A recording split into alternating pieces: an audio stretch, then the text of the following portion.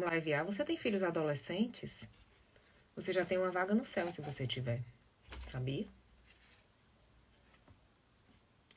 E aí, povo de Deus, vamos livear. Vocês mandam um assuntinho e a gente faz a live. Vamos livear. Tô aqui arrumando meus bonequinhos de água. Que os bonecos da Adélia são enormes. É pra eu arrumar um canto pra eles ficarem em pé. Haja. Vou eliminar o anjo daqui. Tá no outro lugar que ele ocupa muito espaço. Manda aí um assuntinho pra gente assuntar. Domingo, quero te encontrar e desabafar todo o meu sofrer. Não teve live com cerveja essa semana, que eu sou uma mulher de Jesus. Vocês estão sendo má influência para o meu viver. Essa semana, quinta-feira, tem Constellation Day num outro horário, tá? Vai começar 1h da tarde o Constellation Day essa semana. O link tá na bio. E a gente vai assuntando até lá. Manda aí um assuntinho pra gente assuntar. Que eu estou aqui organizando a aula de amanhã. Amanhã tem aula do Hablemos e das Pandoras. Beleza? Então vamos cuidar da vida. Porque a semana começa com tudo. E já já sai o Além de Bert. Tá? E eu tava justamente montando a aula do Além de Bert, porque é incrível como tantos anos depois parece que ainda não tá claro o que é constelação, como ainda tá misturado. Eu não sei se ainda tá misturado ou se estão misturando mais para vender mais. É constelação com o espírito, com a luz divina, com não sei o que, não sei das quantas, e não sei o que. Mulher, tenha calma, que eu não entendi nada. Vocês têm umas perguntas japonês em braille. Hoje estou com uma fístula perianal. Isso pode ter a ver com o meu desfraldar? Chama hospital, o lugar que a gente faz essas perguntas. Chama médico, não é terapeuta não, tá certo? Meus anos de enfermagem não tem arcabouço pra isso não. Fístula. Chama urgência o lugar que a gente vai. Lugar das urgências, tá certo? Perguntar pro médico. Essas coisas. Tá? Porque, né? Eu não tenho formação para tecer opinião sobre esse assunto. Manda internamente desculpa. Não entendi nada. Não entendi nada. Manda um assuntinho pra gente assuntar. Tô preparando, tô lembrando aqui que amanhã tem aula de Hablemos, amanhã tem encontro das Pandoras, quinta-feira tem Constellation Day. Vocês ficam atrás de constelação, quando eu abro vaga, é assim. O Constellation Day tem 2 vagas somente, 1h da tarde e 3h da tarde, eu acho, tá? Que é o máximo que eu consigo. E quem tá caçando constelação, corre lá. Por quê? Porque eu tive que trocar o dia, que semana passada eu tive um probleminha, tá? Quem é mãe, né? Sabe que a vida não é muito bem programada. Obsessão por ordenar. Eu vou trocar essa palavra, tá certo? Por quê? Porque você não nasce com obsessão. Você não nasce com obsessão. Você adquire, você aprende. Certo? Você não vai ver um bebê de 1 ano com obsessão.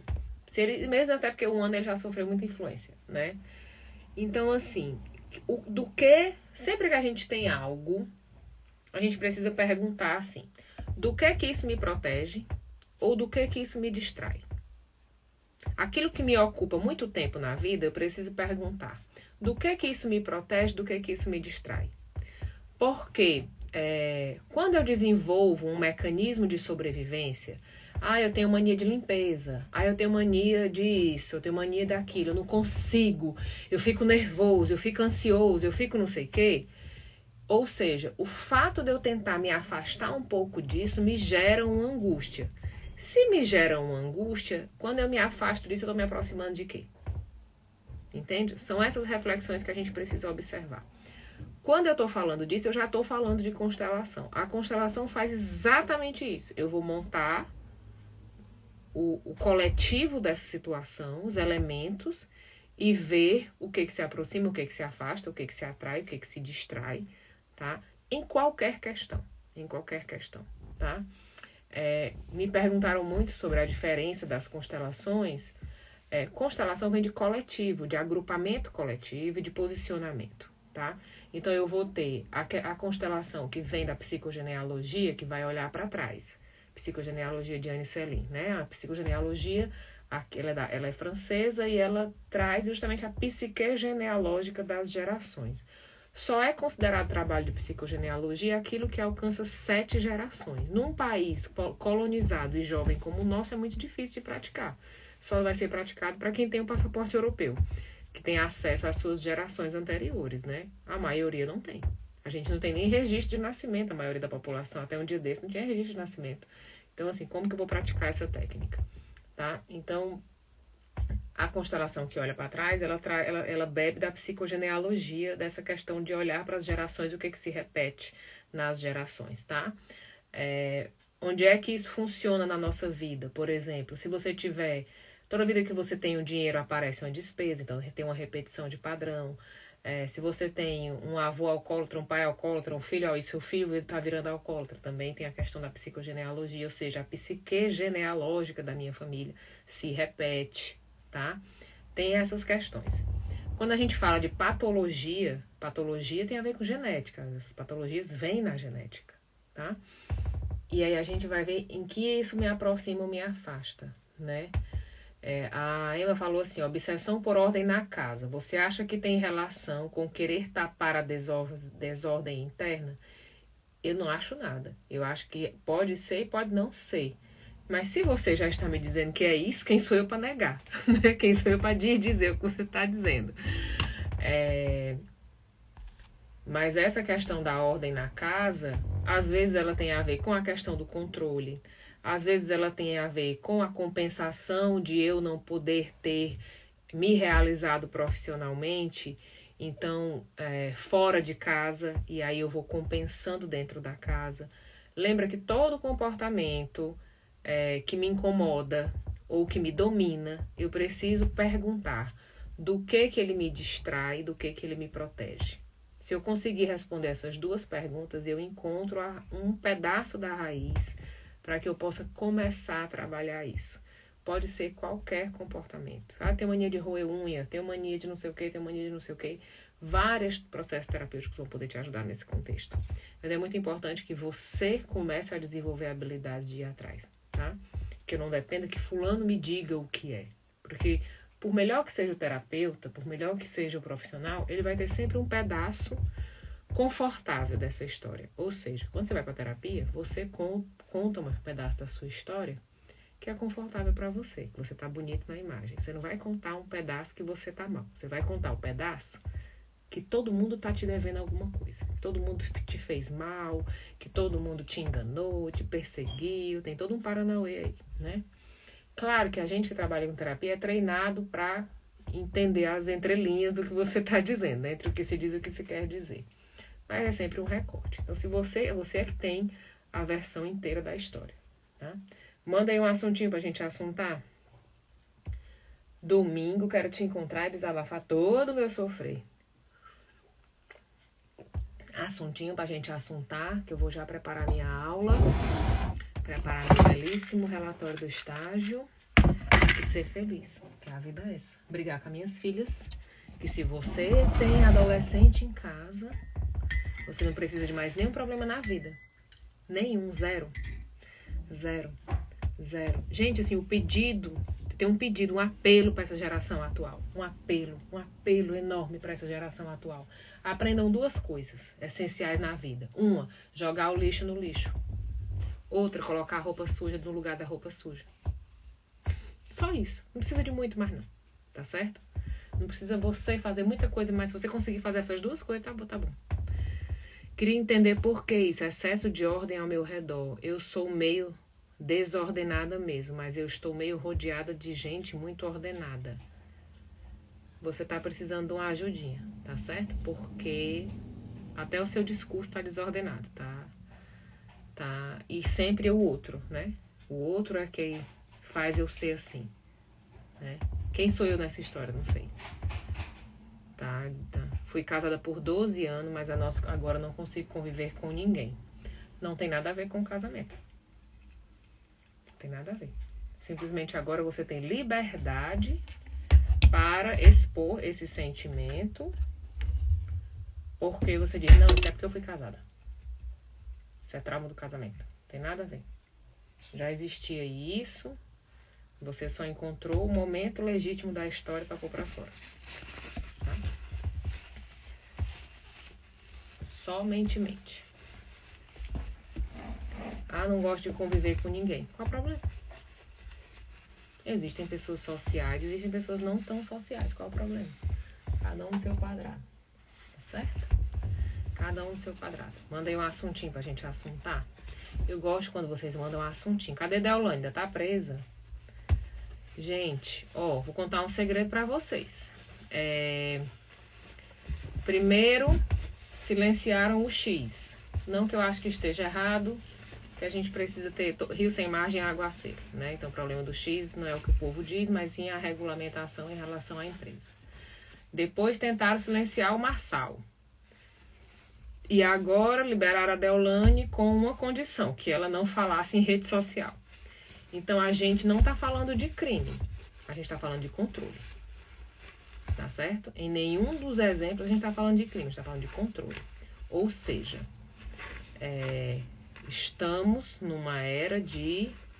vivendo uma época onde recuperar o controle da comunicação é a nova missão. Porque antigamente a gente só tinha acesso à informação de veículos dentro do que era interessante para eles mostrar pra gente ou não, tá certo? Isso acontece muito aqui na Europa. Na Europa, as notícias são todas abafadas. Você, o jornal não fala mal do próprio país, de jeito nenhum. Tudo abafado. Você não vê notícia de estupro, de assassinato, de roubo, de nada. Nada. Mas acontece. Porém, entretanto, todavia, não é noticiado. Só é noticiado quando o crime já foi solucionado e se somente se. Senão, você morre sem ficar sabendo. Tá? Então, a gente tem uma questão agora que é controlar, né? Recuperar o controle da comunicação. Então, aguarde que já chega em mim e em você, viu? Já chega aqui embaixo. A galera não tá satisfeita com essa história de pessoal com rede social, com 20 milhões, com 30 milhões e fazendo mídia e ganhando dinheiro diretamente, entendeu? Porque antigamente, para você fazer um comercial, você tinha que fazer um comercial numa emissora e a emissora ganhava mais do que você, né? Que era garoto propaganda. Agora não, você anuncia no seu próprio canal. Então, isso não tá legal, a galera não tá gostando muito. E aí a ideia é como é que a gente vai recuperar o poder, né? Como que a gente vai recuperar o poder que a gente perdeu com essa história de canal, tá? Isso tá bem claro hoje em dia. O meu óculos tá todo sujo, tem que lavar. Mandei um assuntinho pra gente assuntar. Olha, agora eu consigo ler melhor os comentários de vocês. Assuntinho, hoje é domingo. Cadê o almoço de família pra gente brigar? Pra gente ver os personagens? Pra gente ver a confusão da vida. Pra gente ver quem manda em quem. Né? Pra gente ver as repetições da família. Seguramente, se antes tu viera conhecido. Eu gosto quando vocês mandam assuntinho. Não gosto de ficar aqui falando sozinho. Quais são os temas do dia? Eu tava montando aqui a aula da questão da representação e justamente a diferença da representação para a incorporação, para a dramatização, que é muito importante para quem vai trabalhar, porque senão vira bagunça. Tá? Vira muito bagunça. A constelação no Brasil virou bagunça porque os pressupostos não foram passados.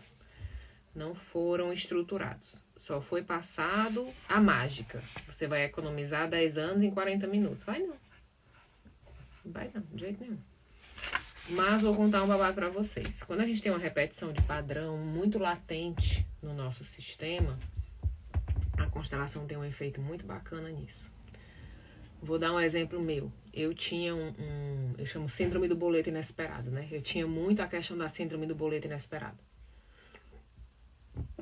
Que era, toda vez que aparecia um dinheiro, aparecia um boleto do nada.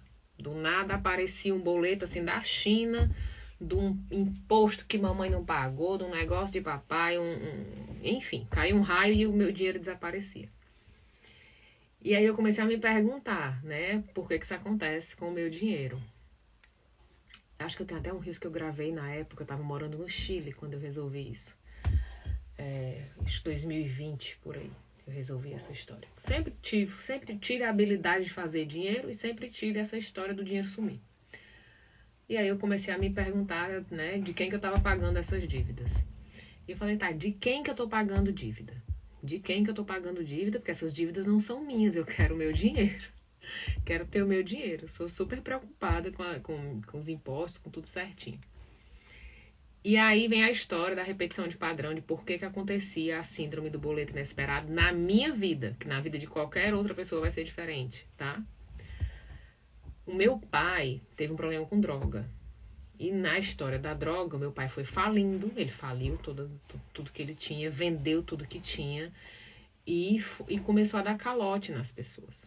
Então, quando ele morreu e a gente cresceu, as pessoas não confiavam na gente. A gente não podia passar cheque, eu sou o tempo do cheque, né? As pessoas não confiavam na gente porque se você é filha de fulano, você é caloteira. E aí a gente tinha que ser 10 vezes mais honesto do que qualquer pessoa para recuperar essa imagem, né? O que aconteceu? Eu fui entendendo isso, que eu fui compensando como se eu tivesse esse prazer que eu tinha de pagar essas contas e etc, era como se eu tivesse quitando as dívidas do meu pai, quitando as pessoas que ele ficou devendo. Então eu me sentia muito bem quando eu pagava esses boletos inesperados. E aí eu precisei fazer um movimento porque eu realmente achava que meu pai estava devendo essas pessoas e eu tinha que pagar, né? Eu sei herdar as dívidas. Só que aí quando eu fui fazer o movimento, veio pra mim a questão de que meu pai foi preso. Meu pai passou 1 ano e tanto preso no presídio, etc. Ou seja, ele pagou pelos crimes dele, ele pagou pelas inadimplências dele. Só que eu não conseguia ver que ele pagou. Eu achava que ele estava devendo ainda. E quando eu fiz o movimento na constelação de acolher o jeito dele de pagar as dívidas, que isso já tinha sido sanado, essa repetição de padrão acabou na minha vida. E aí eu não tive mais essa história do boleto inesperado, que é você ganhar o dinheiro e o dinheiro sumir. Você ganha dinheiro, aparece uma conta. Você ganha dinheiro, aparece uma conta. Você ganha dinheiro, aparece uma conta. Então, assim, eu mesmo como facilitadora, durante muitos anos, já faz muito tempo que eu trabalho com isso, eu também vou ter demandas. E eu vou precisar de outra pessoa que me ajude nesse processo, tá? Então, uma amiga minha me ajudou nesse processo e aí aconteceu exatamente o contrário, né? Eu consegui sair da síndrome do boleto inesperado e entrei para a síndrome do dinheiro inesperado. Do nada aparece um dinheiro para mim, para eu receber. Eu digo, eu sou herdeira, meu amor. Nasci para ser herdeira.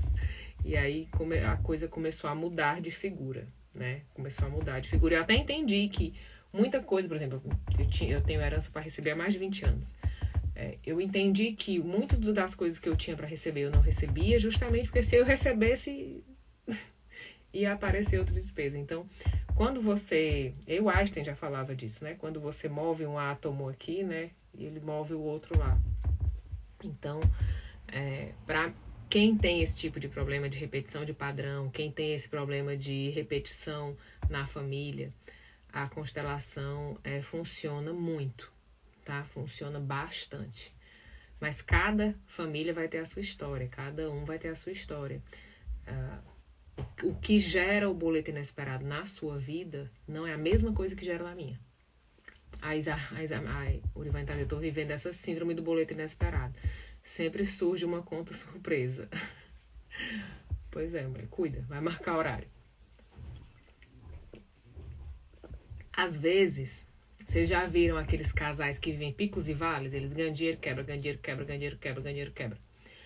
Às vezes, na relação dos dois, se eles tiverem dinheiro, eles se separam. Um por trás do outro tá tentando ter dinheiro para deixar o outro. Ou seja, eles são unidos pela necessidade, né? Pela dívida, pela necessidade, etc. E aí eles têm também, eles desenvolvem também o boleto inesperado nesse sentido. De estar toda hora quebrando para se manter junto. Porque no fundo, o sentimento que eles têm na hora de gerar dinheiro é o dinheiro que eu preciso ter para abandonar você. E aí não é legal. A ciência não permite. A ciência não permite. A conta não fecha. Quem quer larga, larga. Tá certo? Então tem muito isso. Conta aí um babadinho pra gente assuntar. Eu tenho que me adaptar a esse cabelo curto agora que a mulher cortou minha franja. Não tá dando certo. Conta um assuntinho pra gente assuntar. Eu gosto quando vocês mandam assuntinho. E a gente assunta. Quero fazer uma constelação um pouco da minha relação com o masculino. Sempre tive exemplos do masculino ruim, violência, abandono e outras coisas. O que é que tu quer? Qual é a sua questão com o masculino? Não tá claro.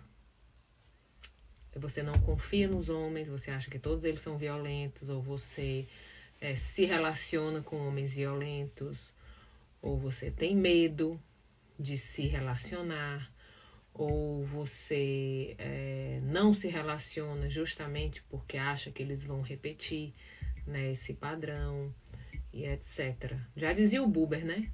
O Buber diz, quando você fica preso no tu e no não tu, é outra história, né? Quando você fica no tu e no não tu, você não caminha. Você só caminha quando você vira, né?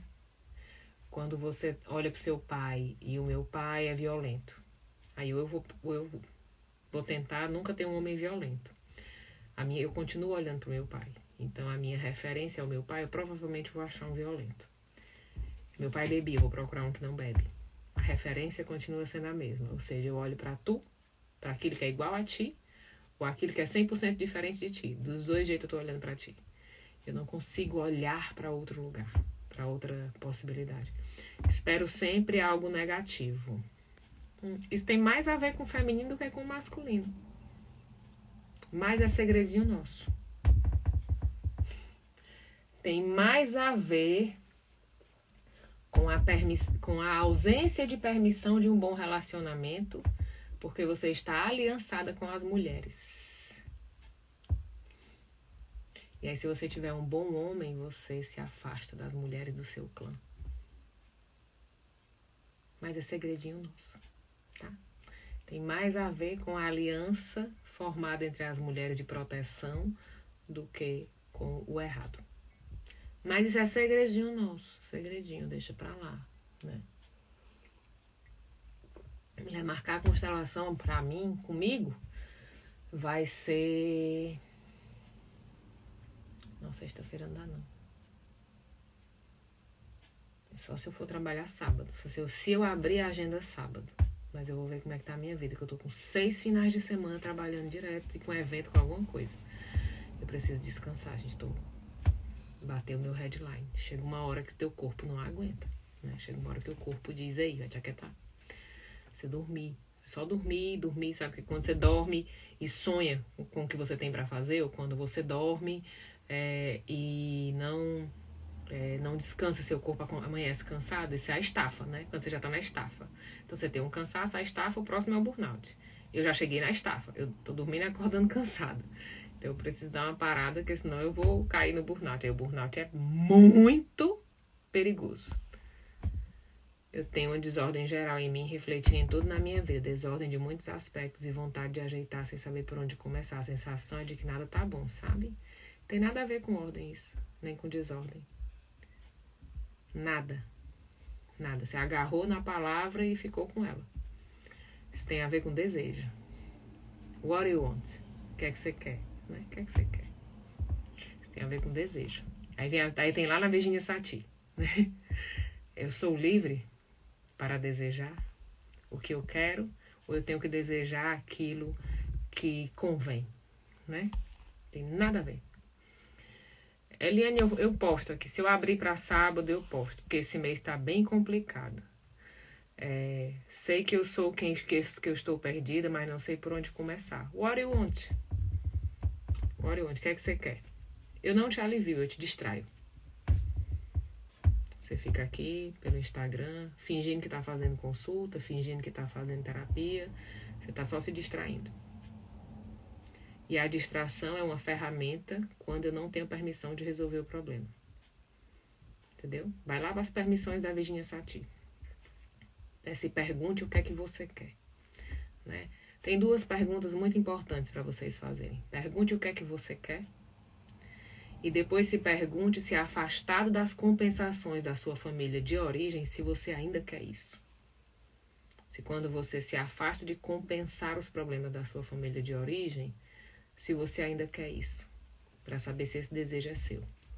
Muitas vezes a gente não sabe desejar, não sabe dizer o que eu quero, porque o que eu quero ainda está aprisionado em consertar minha mãe, em consertar o meu pai, em mostrar para o meu irmão isso, aquilo, convencer a minha mãe do abusador, que me abusou e ela não acreditou, tá olhando para trás, tá? E o Rovira fala, né? Pergunte a um doente o que ele quer, ele dirá a cura. Pergunte a um saudável, ele dirá não sei. Então aí vem a doença para a gente se reorganizar, né? Aí a doença entra para você rever. E o Maturana diz isso, né? Que o observar, ele morre em 2 situações. Uma, quando o observador morre, e a segunda, quando o observador adoece. Porque quando o observador adoece, a observação dele é modificada. O jeito que ele não consegue mais olhar o mundo como ele olhava antes. Entende? Então é mais ou menos por aí. A pessoa que diz gratidão pra mim, ela quer morrer. Opa, diga. Assuntinho, mande aí um assuntinho pra mim. Comprei 4 livros do Maturana. É pra eu responder? Comprou mais distração. Porque o saber não cura. O saber não organiza. O saber distrai. Distrai muito bem. Pessoas muito feridas estudam muito. Para racionalizar as dores, achando que assim elas vão parar de doer. Não vai não. Não vai não, porque o que cura a ferida é o que trata a ferida. Não é o saber do médico, é a prática. Tá certo? Não é o título Nobel dele ou sei lá, as 50 mil especializações. Se ele tá ali na hora para fazer o que precisa ser feito. Então a cura, ela tem várias etapas. A gente nem promete cura, né? No Brasil é crime prometer cura. Você só promete redução de danos, né? Mas para reduzir os danos eu preciso cuidar da ferida. E estudar muito, racionalizar a dor, é não conseguir curar, é não conseguir olhar para a ferida, é uma distração. É um tipo de distração. A gente chama de distrações legítimas, né? Eu vou comprar curso, eu vou comprar livro, eu vou frequentar imersão, sabe? Eu vou racionalizar a minha dor. Eu vou explicar para o mundo o que eu tenho, por que eu tenho, e continuo tendo. Não resolvi o problema. Eu sou assim por causa da minha mãe, por causa do meu pai, porque eu tenho um complexo de Édipo, porque eu tenho síndrome do ninho vazio, porque eu tenho dependência emocional, porque eu tenho isso, e eu fico no porquê. Eu não fico no pra quê. E nem no que eu quero. Não consigo chegar na minha própria vida. Eu dou explicações racionais legítimas dos meus problemas, mas não resolvo nada. Sabe o que eu tenho a ver com isso? Nada. Só tenho 2 filhas para criar. Estão ali, depois de estar arrumando a casa, depois de muito grito. O que é que você faz? Você vai fazer terapia. Porque o que você precisa é de acompanhamento terapêutico. Você precisa comprar livro para estudar. Livro não vai resolver seu problema, não. Se resolvesse, não precisava de mim, não precisava de ninguém. A gente montava um aplicativo, né? Você lia informações sobre o seu problema e pronto. Vamos por um exemplo muito simples. Todo mundo aqui sabe o que precisa para fazer para emagrecer, né? Então, tem ninguém gordo, né? Todo mundo sabe que é comer menos, gastar mais, fazer exercício, comer saudável. Então, não tem ninguém acima do peso. Não tem ninguém precisando de Ozempic, tem ninguém precisando de nenhum remédio, de nada, né? Não sabe, não adianta. Não adianta. Bicho, para conhecer dieta é o gordo. O gordo, ele sabe tudo sobre emagrecer. Ele continua gordo. Continua gordo. Porque o saber não resolve as dores que ele alimenta. Não resolve. A sabedoria sobre o assunto, saber contar as calorias, saber a dieta da moda, saber não sei o quê, não resolve as dores que ele alimenta. Não resolve as permissões que ele tem ou não de ter um corpo diferente. de ter um corpo mais magro, de ter um corpo saudável. Não resolve todo o entorno ao redor daquele corpo. Não resolve. Então, o corpo fala muito de você, né? A casa, tudo fala de você. Vou dar um exemplo simples. Aí eu tomei remédio, tomei Ozempic, emagreci acho que 12 quilos, 14, sei lá. Eu não peso muito, não. E ontem eu fui vestir uma calça. Eu tenho muita dificuldade quando eu aumento de peso vestir calça, porque a minha gordura fica muito nas pernas, no quadril. E aí eu digo, meu Deus, com que calça eu vou sair? E aí eu tinha uma calça minha justinha, eu peguei 4 calças e levei pro banheiro para eu testar. Porque eu não conseguia conectar a informação, aí vem os acoplamentos, né? Eu olhava para aquelas roupas e dizia, não sei qual é a que vai me caber. Ou seja, por mais que a balança me diga que eu perdi 12 quilos, eu ainda não acoplei isso. Eu ainda olho para a roupa com o meu corpo anterior. Ou seja, não sei se essa cabe, não sei se essa cabe. E aí eu fui testar as 4 calças para ver qual delas me caberia dentro. Por quê? Porque a minha relação com o corpo ainda não acoplou com o novo corpo. E isso demora um tempo. Por isso que as pessoas emagrecem e engordam de novo. Porque elas continuam se relacionando com o corpo anterior. Ainda não gerou acoplamento, ainda não integrou. São fases, são passos, demora. E aí ontem eu fiquei, meu Deus, a minha cabeça ainda não emagreceu. O corpo emagreceu, a cabeça não emagreceu.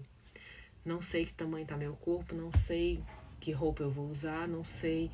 Ainda não houve acoplamento, ainda não houve integração.